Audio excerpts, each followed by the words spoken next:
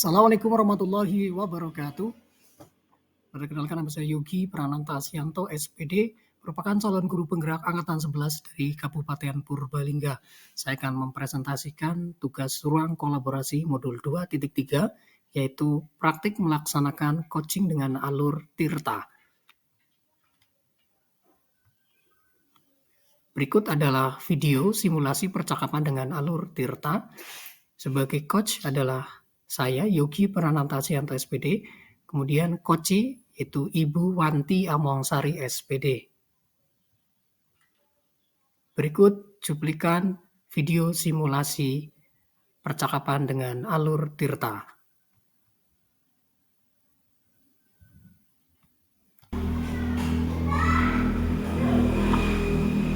Oke, Bu, silakan. Selamat siang Pak Yogi, apakah Bapak mempunyai waktu hari ini Pak?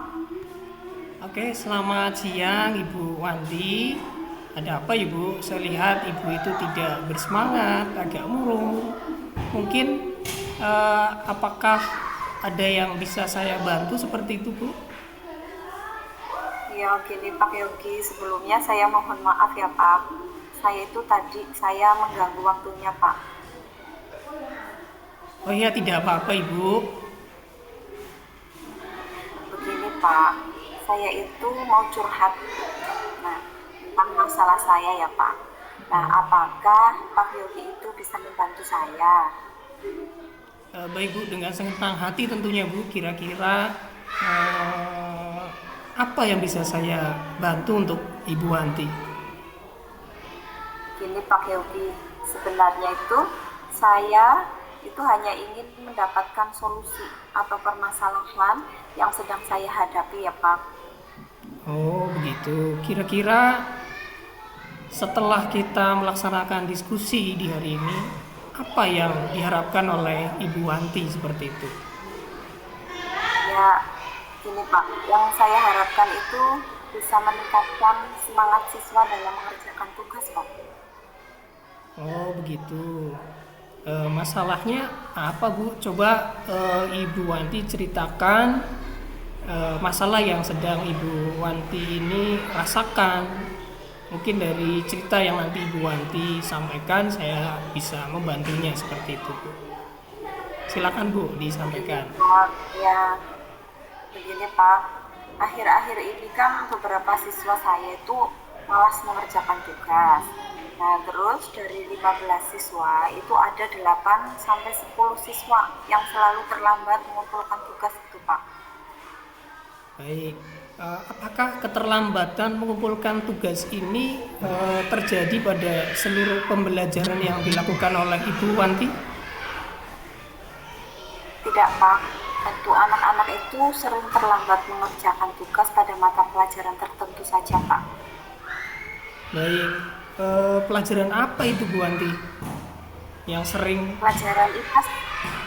Oh, ya, pelajaran IPAS nih. Menurut Ibu Wanti itu kenapa ya kira-kira bisa terjadi hal seperti itu? Menurut saya ya Pak, itu ketika pelajaran IPAS di kelas itu anak-anak itu kurang antusias.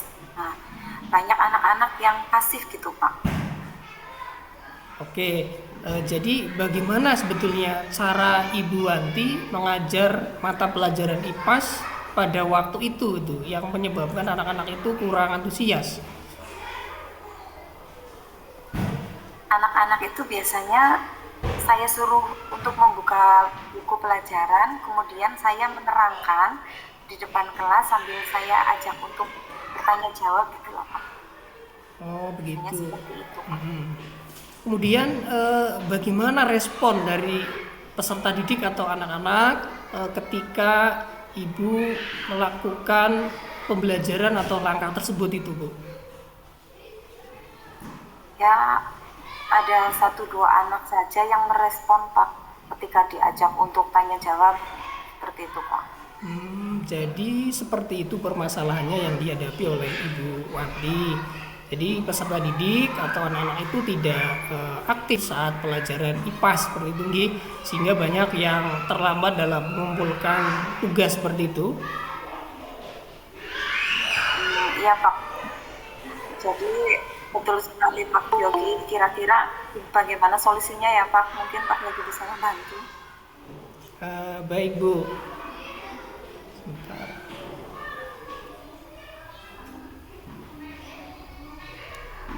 Nah, sekarang Ibu Wanti kan sudah tahu permasalahannya. Kemudian upaya apa yang sudah Ibu Wanti lakukan seperti itu, Bu?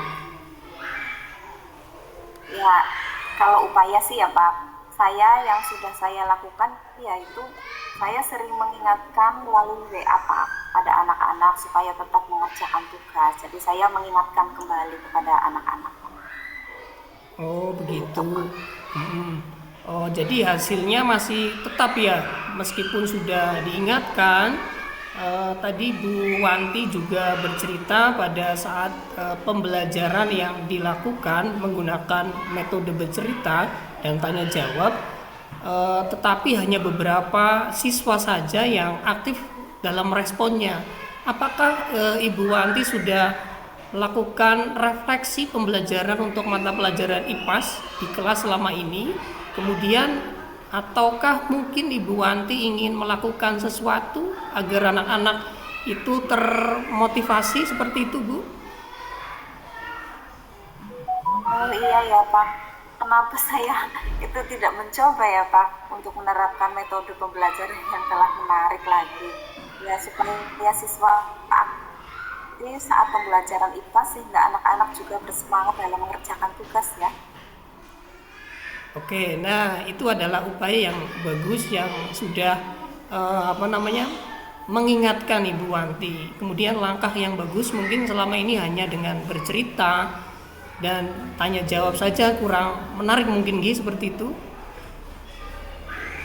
Oh, iya Pak, mungkin selama ini metode saya dalam mengajar itu belum mampu mengaktifkan siswa dan belum berpihak pada murid, sehingga berpengaruh juga terhadap ketepatan waktu dalam mengumpulkan tugasnya anak-anak, ya Pak. Oh, oke. Jadi apa nih kira-kira yang akan dilakukan Bu Wanti ke depannya? Ya, kedepannya saya akan merefleksi pembelajaran IPAS yang selama ini saya lakukan. Terus nanti juga saya akan menggunakan alternatif atau metode yang menarik dan juga melakukan diferensiasi konten agar siswa itu aktif dan antusias dalam mengikuti pelajaran IPAS-nya, Pak. Wah, bagus dan menarik itu Bu. Langkah yang bagus sekali yang dilakukan oleh Bu Wanti.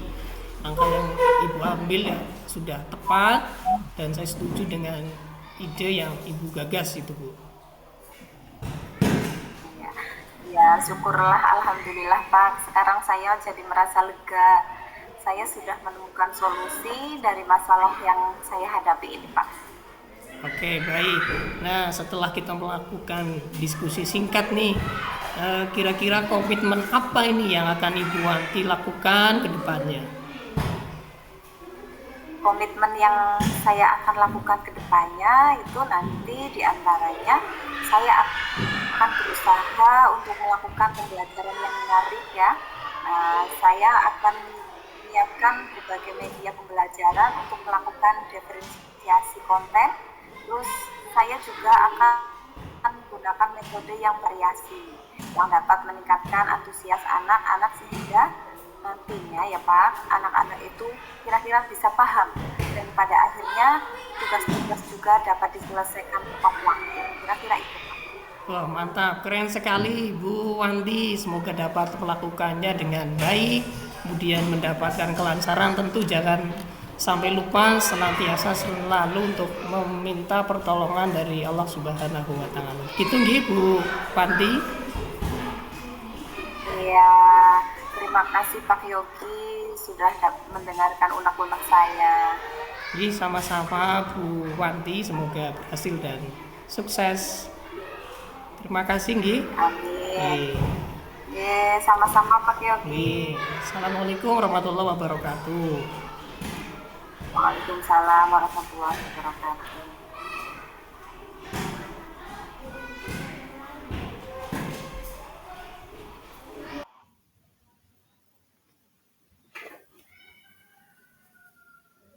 Selanjutnya adalah refleksi diri terkait dengan latihan coaching yang sudah saya lakukan dengan pertanyaan refleksi. Yang pertama, apa yang sudah berjalan dengan baik selama percakapan? Kemudian yang kedua, apa yang masih perlu diperbaiki atau ditingkatkan? Kemudian yang ketiga, apa yang Bapak atau Ibu lakukan untuk tetap dalam kondisi persen atau kehadiran penuh sebelum dan saat melakukan coaching?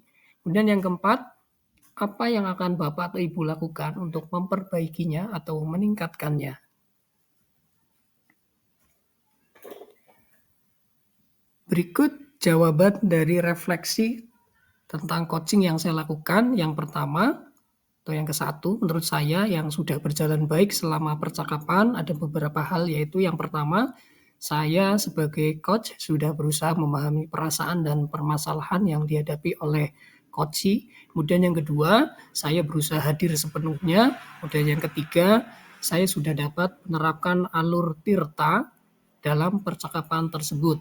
Kemudian yang poin kedua, menurut saya yang perlu diperbaiki atau ditingkatkan lagi pada proses percakapan dengan teknik alur tirta adalah untuk dapat lebih fokus dalam mendengarkan permasalahan dari coachee, dan mencari tempat atau suasana yang cocok atau sesuai supaya proses percakapan berlangsung dengan aman dan nyaman.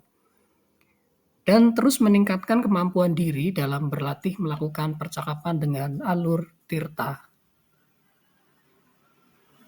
Dan untuk jawaban untuk poin ketiga, sebelum melakukan coaching untuk tetap dalam kondisi present atau kehadiran penuh, yaitu melakukan persiapan diantaranya memahami konsep alur percakapan dengan teknik tirta, kemudian menentukan waktu dan tempat yang tepat untuk melakukan coaching, kemudian untuk tetap dalam kondisi present kehadiran penuh.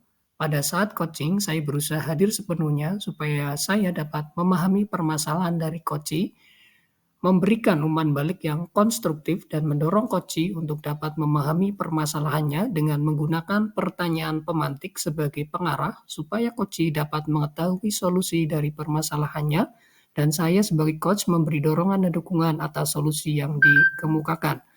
Kemudian untuk jawaban poin keempat, untuk meningkatkan atau memperbaiki percakapan dengan alur tirta, saya harus lebih memahami konsep dari percakapan dengan alur teknik tirta. Kemudian saya juga harus sering berlatih untuk mengasah kemampuan dan keterampilan berpikir dan menerapkan alur tirta dalam menyelesaikan permasalahan dalam kehidupan sehari-hari, dan melihat contoh-contoh video dari media sosial ataupun internet yang menggunakan percakapan dengan alur tirta.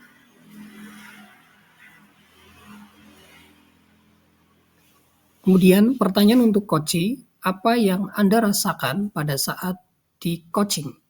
Saya merasakan sangat tenang karena ada rekan yang mau mendengar permasalahan yang saya hadapi dan memberikan solusi, dukungan, dan dorongan terhadap masalah saya. Pertanyaan pemantik yang disampaikan membuat saya dapat menemukan dan tersadar bahwa yang saya lakukan selama ini kurang ideal atau maksimal. Jadi perlu sekali bantuan coach atau rekan untuk memperbaiki diri dan untuk memberikan solusi dari permasalahan yang saya hadapi, sehingga ada jalan keluar dan saya merasa lebih bersemangat dalam melakukan perubahan pada diri sendiri untuk lebih baik lagi. Demikian, terima kasih, semoga bermanfaat. Wassalamualaikum warahmatullahi wabarakatuh.